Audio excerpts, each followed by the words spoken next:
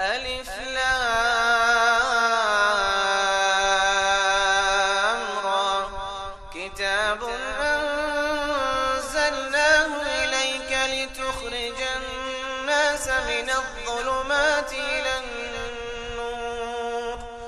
لتخرج الناس من الظلمات إلى النور بإذن ربهم إلى صراط العزيز الحميد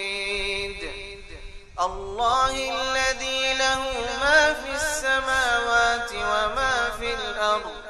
وويل للكافرين من عذاب شديد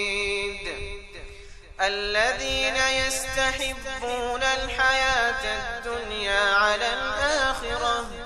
ويصدون عن سبيل الله ويبغونها عوجا أولئك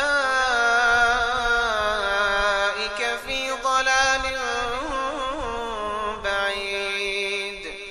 وما أرسلنا من رسول إلا بلسان قومه ليبين لهم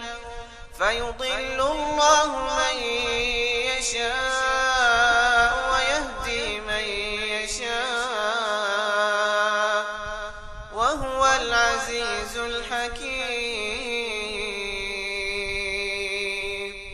ولقد أرسلنا موسى بآياتنا أن أخرج قومك من الظلمات إلى النور وذكرهم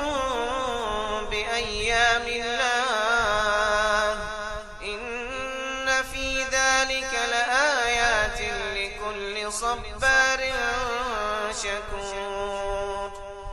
وإذ قال موسى لقومه اذكروا نعمة الله عليكم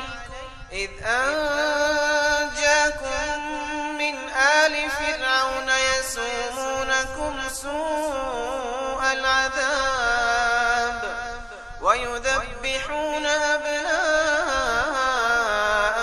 ويستحيون نساءكم وفي ذلكم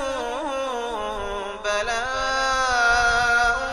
من ربكم عظيم وإذ تأذن ربكم لئن شكرتم لأزيدنكم ولئن كفرتم إن عذابي لشديد وقال موسى إن تكفروا أنتم ومن في الأرض جميعا فإن